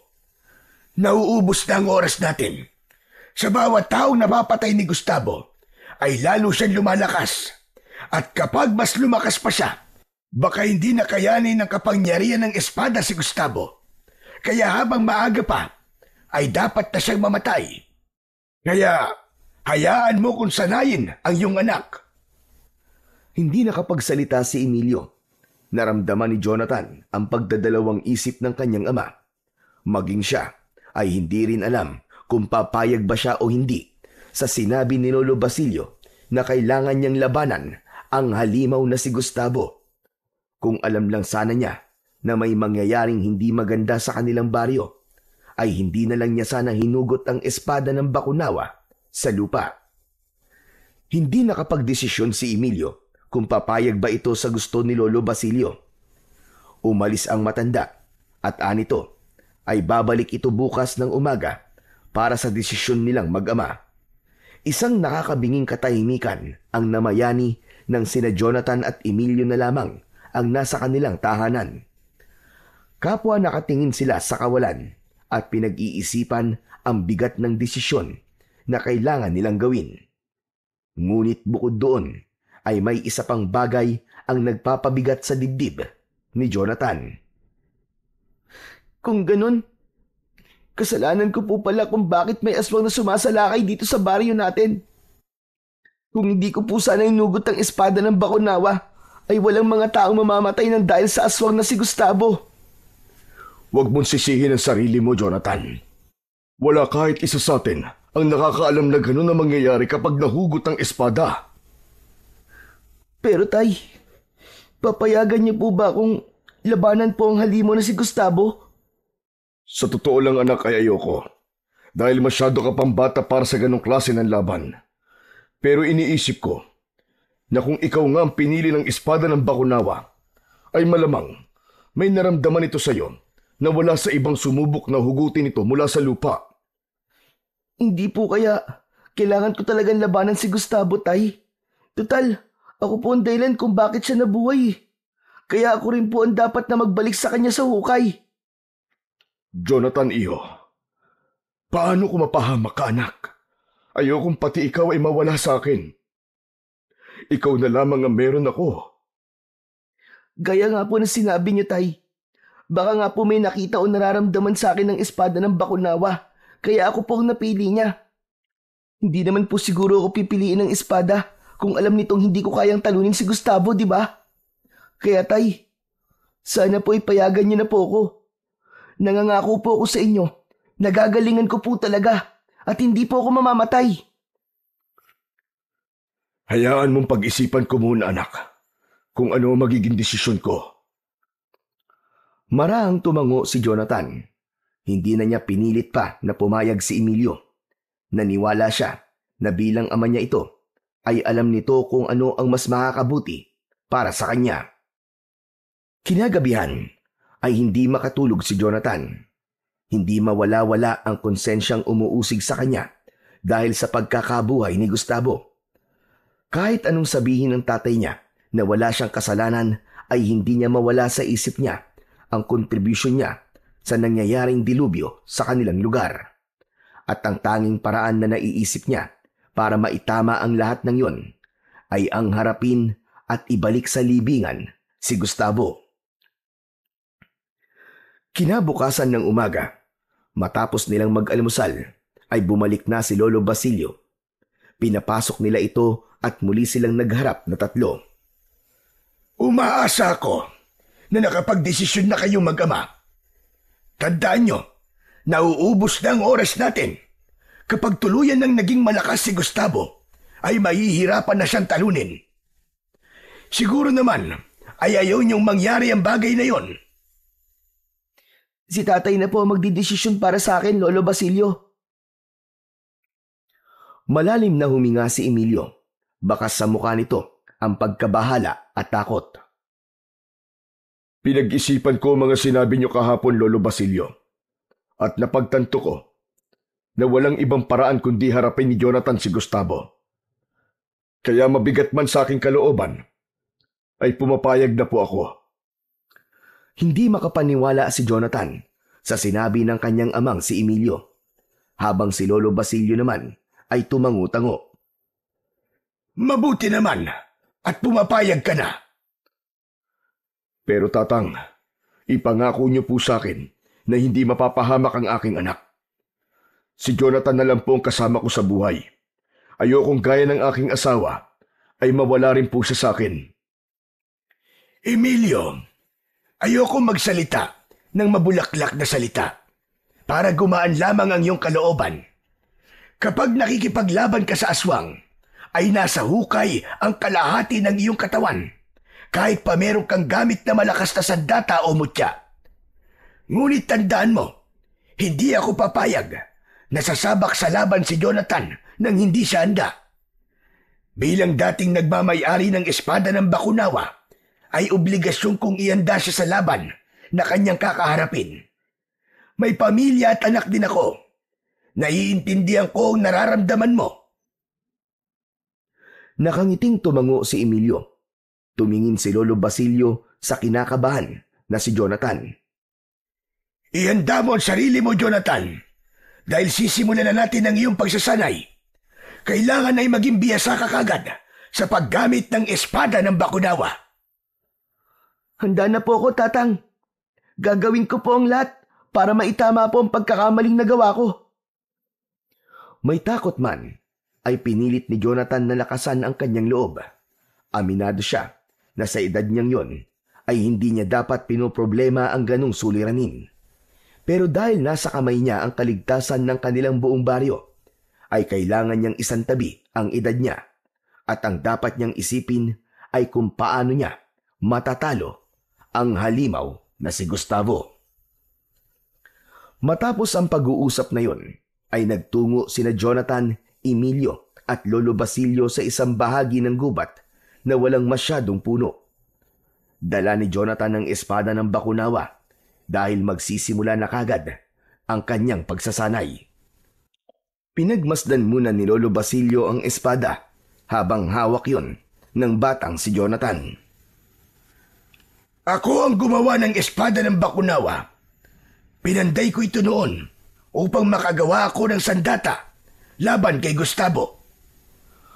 Tumango si Jonathan pero hindi niya maitatangging nanginginig ang kanyang mga kamay habang hawak ang espada.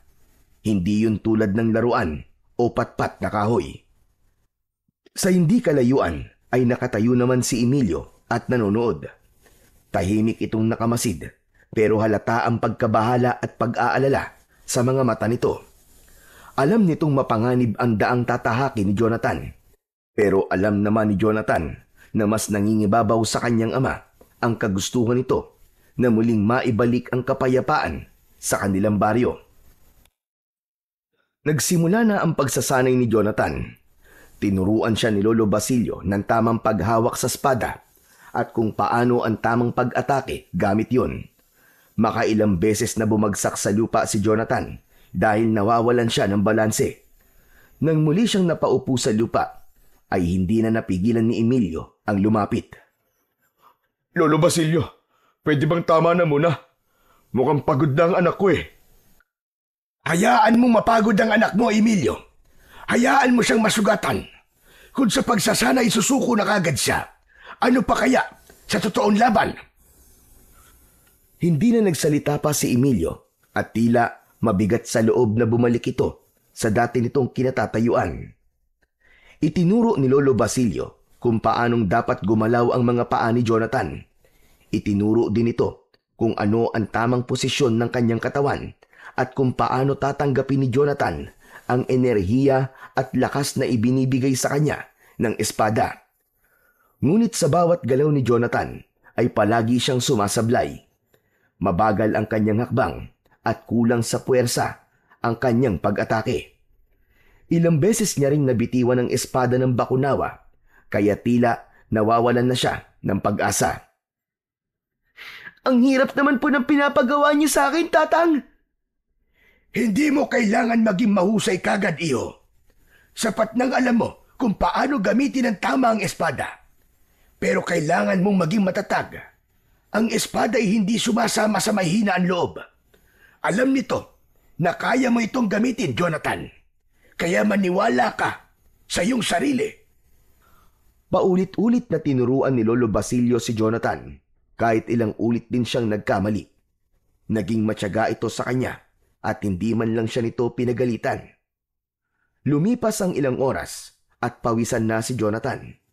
Namamanhid na ang kanyang mga braso at nanginginig na ang tuhod niya sa pagod. Pero sa tuwing naiisip niyang sumuko, ay bumabalik sa isip niya ang imahe ng aswang na umatake sa kanilang baryo at ang sigaw at takot ng mga tao. Makalipas ang ilang oras ng pagsasanay, ay tinapik ni Lolo Basilio sa balikat si Jonathan. Sa ngayon, ay tapos na ang ating pagsasanay iyo. Kapag may oras ka, ay maaari ka magsanay ng ikaw lang. Bukas ng umaga ay magkikita tayo muli dahil may importanteng bagay ako dapat na sabihin sa iyo. Kahit paano ay nagpasalamat si Jonathan na tapos na ang pagsasanay nila sa araw na yon dahil talaga namang pagod na siya. Magkakasama silang lumabas ng gubat na yon na dala ang pag-asa na magtatagumpay sila na tapusin si Gustavo sa oras na makaharap na nito si Jonathan. Pagka-uwi ni na Jonathan at Emilio sa bahay, ay agad na umupo si Jonathan. Si Emilio naman ay inabutan siya ng isang baso ng malamig na tubig na agad naman niyang ininom. Kumusta ka, anak? May masakit ba sa'yo? Buong katawan ko po yata, tay, masakit. Pero ayos lang po kasi kailangan ko po talaga magsanay para maging biyasa po ako sa paggamit ng espada ng Bakunawa.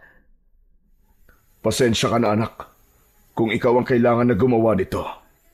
Kung pwede ko lang sanang akuin ng responsibilidad na meron ka ngayon, ay ginawa ko na. Ayos lang po. Naiintindihan ko na may dahilan kung bakit ko nahugot sa lupa ang espada ng Bakunawa. Siguro po, kailangan ko maging matapang kasi puro takot na lang po ang pinapairal ko eh. Hindi po pwedeng habang buhay akong takot, tatay. Darating po ang araw na kailangan ko maging matapang para maipagtanggol ko po kayo. Matamis nang ngumiti si Emilio at natutuwa nitong ginulo ang buhok ni Jonathan. Sobra mo akong pinapahanga, anak. Napakabata mo pa pero parang matanda ka na kung mag-isip. Napakaswerte ko. Kasi ikaw ang naging anak ko. Maswerte rin po ako, tay, na kayo po naging tatay ko. Tumabi si Emilio kay Jonathan at niyakap siya nito. Sa yakap na yon ng kanyang ama ay tila nawala ang lahat ng pagod na kanyang nararamdaman.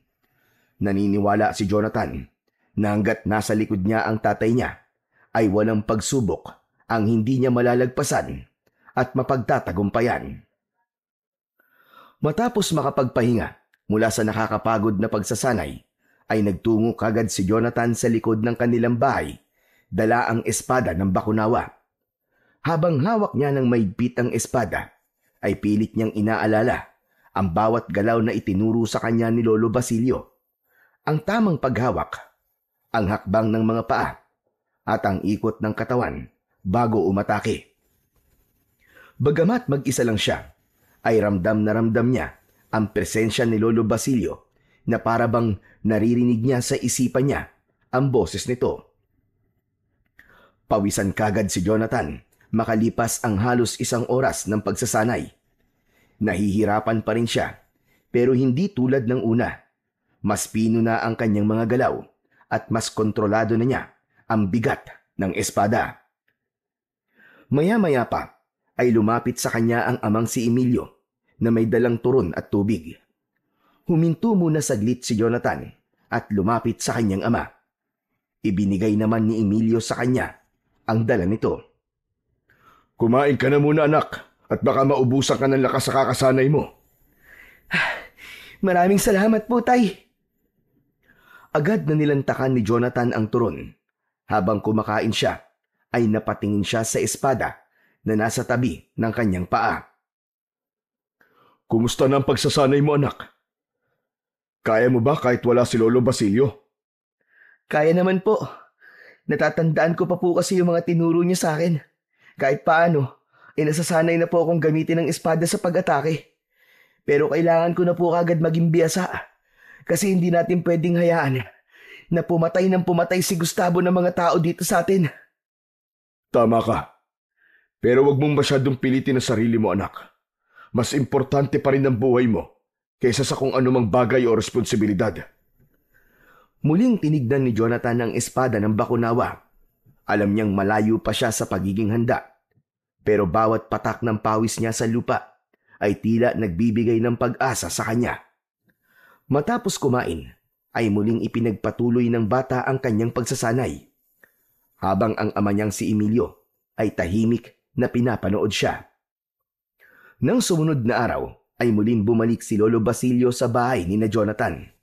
Seryoso ang mukha nito nang iabot nito kay Jonathan ang isang papel na may nakasulat na tila dasal na nasa wikang hindi niya maintindihan. Ano po ito, Tatang? Yan ang dasal na kailangan mong kabisaduhin iyo. Pero hindi mo lang dapat yan makabisa, kundi dapat ay masabi mo rin ng tama ang bawat salita. At dapat ay magmumula sa iyong puso ang pagbigkas mo niyan. Ang dasal na yan ay nilikha ng isang mahusay na babaylan noon sa baryo na ito. At yan ang magiging dasal upang maibalik mo si Gustavo sa kanyang libingan. Tinignan ni Jonathan ang papel at pabulong niyang binasa ang nakasulat doon. Terra antiqua, consuma hostem, umbra profana, redi ad abyssum, spiritus mali, ligare a eterum, lux vincit finis fiat. Tatang, ano po bang ibig sabihin ito?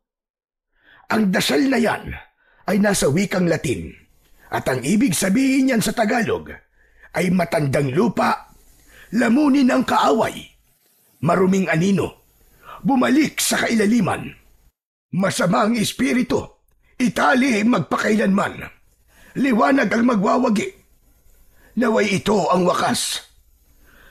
Mas mabuti na naiintindihan mo ang ibig sabihin ng dasal na yan, Jonathan, upang mabigkas mo yan nang nanggagaling sa iyong puso. Paano't kailan ko po pala ito dapat gamitin? Kailangan ay maitarak mo muna ang espada ng Bakunawa sa mismong puso ni Gustavo habang nakahiga siya sa lupa. Kapag nagawa mo na yon, ay saka mo sambitin ang dasal na yan. Isang beses mo lang dapat sabihin ang dasal. Kritikal ang tagpong yun iyo dahil isang maling bigkas mo lamang sa isang salita ay hindi gagana ang dasal. Nadagdagan ang kaba ni Jonathan sa sinabing yun ni Lolo Basilio dahil bukod sa pagsasanay na makipaglaban ay kailangan pa niyang magmemorya ng isang dasal na ang gamit na wika ay hindi pamilyar sa kanya. Matapos yun, ay tinuruan na siya ni Lolo Basilio sa tamang pagbigkas ng dasal. Naging matyaga naman si Lolo Basilio sa pagtuturo kay Jonathan. Alam niya na kailangan niyang seryosohin ang bagay na yon, lalo na at doon nakasalalay ang buhay ng lahat ng tao sa kanilang baryo. Sa araw din na yon, ay sinanay muli ni Lolo Basilio si Jonathan sa paggamit ng espada ng Bakunawa. Sa likod na lang sila nagsanay dahil nakita ni Lolo Basilio na meron doong sapat na espasyo. Labis na natuwa ang matanda dahil nakita nito na mabilis nang natutunan ni Jonathan ang mga itinuro nito sa kanya. Kaya nang matapos ang pagsasanay, ay puro papuri ang natanggap ni Jonathan mula sa matandang lalaki. Pambihira! Napakabilis mong matuto, Jonathan. Parang kahapon lang hirap na hirap kang hawakan ng espada ng Bakunawa. Ngunit ngayon, tignan mo, ay parang napakatagal mo nang ginamit yan. Pagkatapos po kasi nating magsanay kahapon, ay nagsanay po ulit ako dito sa bahay. Mabuti naman kung ganon. Sa tingin ko, ay handa ka na kahit papano. Ang dasal na lamang ang aralin mo. Memoryado ko na po ang dasal, Lolo Basilio. Ang sasanayin ko lang po ay ang tamang pagbigkas. Tumangu-tango naman si Lolo Basilio. Nawala ang ngiti nito at sumeryoso ang muka ng matanda. Jonathan Iyo, sa totoo lang, ay hindi ko inaasahan na isang bata ang susunod na magiging tagapangalaga ng espada ng Bakunawa. Pero itong tandaan mo, hindi porket bata ka ay hindi ka nakarapat-dapat. Ang puso mo ang nagbibigay rito ng tunay na kapangyarihan sa espada. Ang isang tunay na mandirigma ay hindi lang marunong humawak ng sandata. Marunong din siyang tumayo kahit sugatan, lumaban kahit takot, at magtiwala sa sarili kahit lahat ay nagdududa. At ikaw yon, Jonathan. Wala nang iba pa. Si Jonathan naman ang napangiti sa pagkakataon na yon. Nagpapasalamat siya kay Lolo Basilio. Nagpaalam na ito sa kanila at sinabi nito ay muli itong babalik bukas. Ngunit nang lalabas na sana ito ng pinto ay bigla itong natigilan. Naramdaman ni Jonathan na tila naging balisa si Lolo Basilio. Bakit po, Tatang? May problema po ba? May masama ako naaamoy sa hangin. Masangsang. Sa tingin ko, ay magaganap na mamayang gabi ang muling pagsalakay ni Gustavo. Hindi na muna ako aalis. Dito muna ako. Kailangan ay nasa tabi mo ko kapag hinarap mo na si Gustavo. Nagkatinginan sina Jonathan at ang ama niyang si Emilio. Bagamat kinakabahan, ay pilit na pinapatatag ni Jonathan ang kanyang sarili. Alam niya na sa darating na gabi ay makakaharap na niya si Gustavo, ngunit hindi niya akalain na ganun yun kabilis mangyayari. Pagsapit ng gabi ay nakaupo sa may sala sina Jonathan. Nasa tabi niya ang espada ng Bakunawa habang paulit-ulit niyang ibinubulong ang dasal na kailangan niyang kabisaduhin. Sina Emilio at Lolo Basilio naman ay tahimik na nakikiramdam sa paligid. Maya-maya pa ay biglang tumayo si Lolo Basilio. Suminghot ito at pagkatapos ay tumingin kay Jonathan. Tama nga sinabi ko kanina. Paparating na siya, Iyo. Maganda ka na. Agad na tumayo si Jonathan. Hinawakan niya ang espada ng Bakunawa kaya nawala ang kalawang at lumot na nakabalot doon. Naramdaman niya ang pagdaloy ng kakaibang enerhiya sa buo niyang katawan hanggang sa kahuli-hulihang hibla ng kanyang ugat. Anak, mag-iingat ka. Ipagdadasal ko na magtagumpay ka. Magsasalita pa sana si Jonathan nang makarinig sila bigla ng sigawan ng mga tao sa labas. Hindi na nga nagsayang ng sandali si Jonathan at magkasama silang lumabas ni Lolo Basilio habang si Emilio naman ay naiwan sa loob ng kanilang bahay. Paglabas nila ay kagad nilang nakita ang aswang na si Gustavo na lumilipad habang tangan ang isang lalaking sumisigaw. Gustavo! Napatingin si Gustavo kay Lolo Basilio, ngunit tumiim ang mata nito kay Jonathan na may hawak sa espada ng Bakunawa. Binitiwan ng aswang ang hawak nitong lalaki at bumagsak yon sa bubong ng isang bahay. Bumaba si Gustavo at tumayo ito ilang metro lamang ang layo kina Jonathan. Basilio, hindi ko akalain na buhay ka pa pala sa panahong ito. At ang batang nasa tabi mo, hawak niya ang espada ng Bakunawa. Kung ganun pala, ay siya ang dahilan kung bakit ako bumangon sa hukay. Maraming salamat sa iyo, bata. At ang batang ito rin ang magbabalik sa iyo sa libingan mo. Pinapatawa mo naman ako, Basilio. Isang batang paslit. Anong laban ng batang kagaya niya sa kagaya ko? Bakit hindi na lang ikaw ang humarap sa akin? Alam ko na. Hindi mo na ako kaya dahil matanda ka ng hukluban. At isa pa, hindi na ikaw ang tagapangalaga ng espada. Ngunit malaking insulto yan sa akin na isang bata ang makakalaban ko. Pero hindi bali na. Lamang tiyan din yan. Oy! Diablong bungo! Huwag mong minamalit ang pagiging bata ko! Tandaan mo, kahit maliit, ay nakakapuwing pa rin! Kung ganun, ay susubukan kita. Hindi na nga nagsalita pa si Jonathan.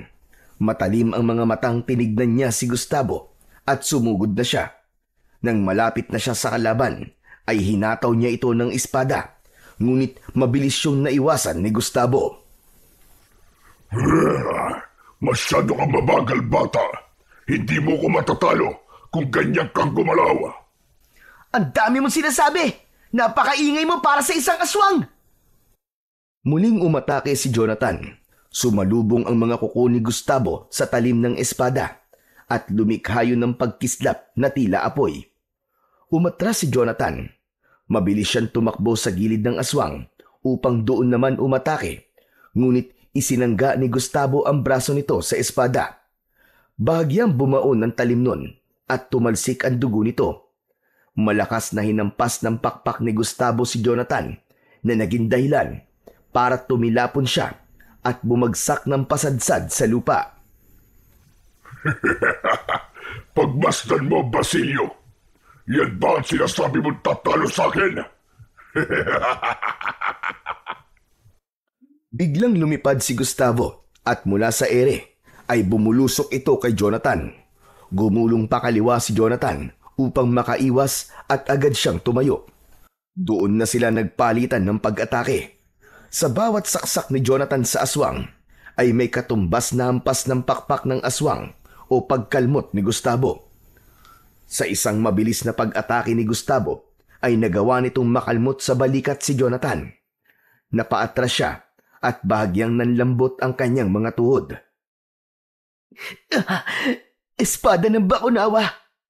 Bigyan mo pa ako ng lakas! Gabayan mo ko at huwag mong hayaan na matalo tayo sa laban na to! Walang ano-ano'y nagliwanag bigla ang espada ng Bakunawa.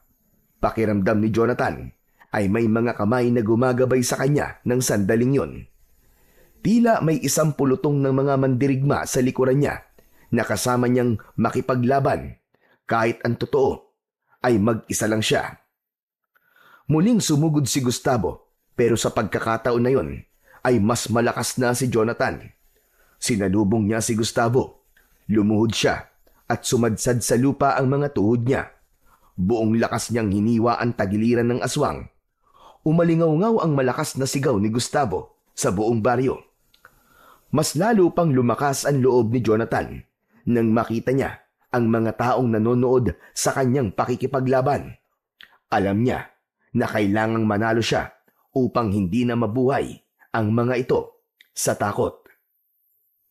Nang mapaluhod si Gustavo ay sinamantala ni Jonathan ang pagkakataon na yon. Sunod-sunod niyang inatake si Gustavo. Sinaksak niya ito sa likod, sa binti at sa balikat. Hanggang sa tuluyang bumagsak sa lupa si Gustavo na naliligo sa sarili nitong dugo. Jonathan! Oras na! Gawin mo na ang orasyon! Lumapit si Jonathan sa nakahigang si Gustavo. Mabigat ang bawat takbang niya at hindi nawawala ang apoy sa kanyang mga mata.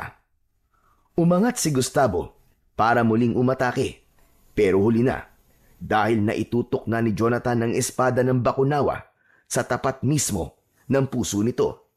Nanlaki ang mga mata ni Gustavo sa labis na pagkabigla. Diablong bungo ka! Masyado mo ako minaliit ha! Kung nakikita mo lang sana ang itsura mo ngayon, sigurado ko na kahit ikaw ay maaawa sa sarili mo. Maawa ka sa akin. Huwag mo kong ibalik sa libingan. Hindi na ako papatay. Nangangako ko. Sa tingin mo ba, papaniwalaan kita? Sa itsura mong yan, hindi ka talaga gagawa ng kabutihan. Katapusan mo na ngayon! Diablong buwang ka! Malakas na sumigaw si Jonathan at walang pag-aatubili na ibinaon niya ang espada ng Bakunawa sa tapat mismo ng puso ni Gustavo. Kasunod nun ay agad niyang binigkas ng buong puso at may diin ang dasal na itinuro ni Lolo Basilio.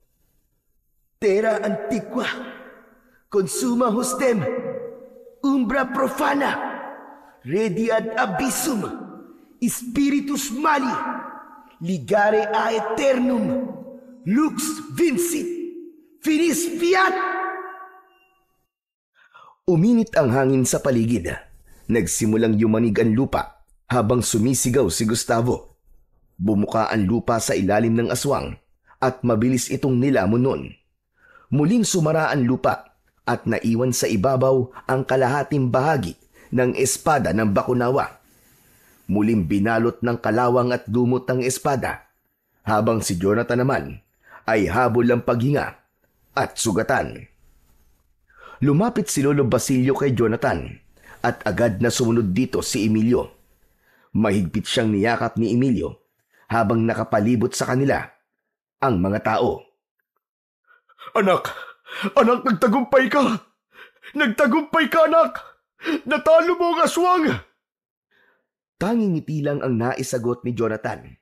Dahil sa pagod at mga sugat na kanyang nakuha mula sa pakikipaglaban, ay unti-unti nang nanlabo ang kanyang paningin, hanggang sa tuluyan na siyang nawalan ng ulirat.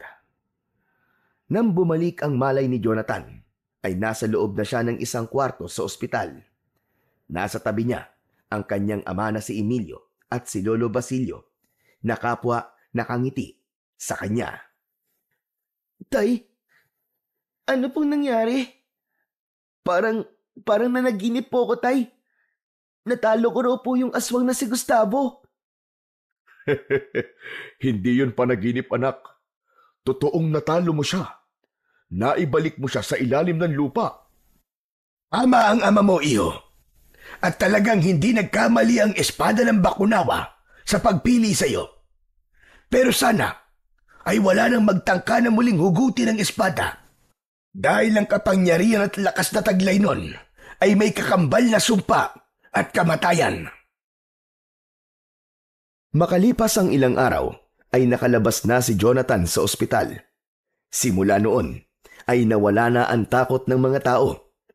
Marami ang humanga sa batang si Jonathan dahil sa kakaibang kabayanihan at tapang na kanyang ipinamalas. Kahit ang dating palaging umaaway sa kanya na si Budoy, ay isa na sa mga naging tagahanga niya. Upang protektahan si Jonathan mula sa galit ng ilang tao sa baryo, ay inilihim nila ang paghugot noon ni Jonathan sa espada ng Bakunawa, na yun ang dahilan sa pagkabuhay ni Gustavo. Ngunit sa kabila ng paghanga at respeto na nakuha ni Jonathan, ay nanatili siyang mapagkumbaba, habang ang espada ng Bakunawa na nakatusok sa gitna ng kanilang baryo ay nilagyan ng kanilang kapitan ng harang upang wala nang magtangkang hugutin ito. Sa puso ni Jonathan ay tumatak ang pinakamahalagang aral na natutunan niya sa nangyari. At yun ay ang huwag pakialaman ng isang bagay, lalo na kung wala kang alam sa bagay na yun. Natutunan din niya na hindi sukatan ng estado sa buhay ng isang tao upang makagawa ng kabayanihan, na kahit anak siya ng isang basurero, ay maaari pa rin siyang maging bayani kung palagi niyang pipiliin ang tumindig at lumaban para sa kabutihan.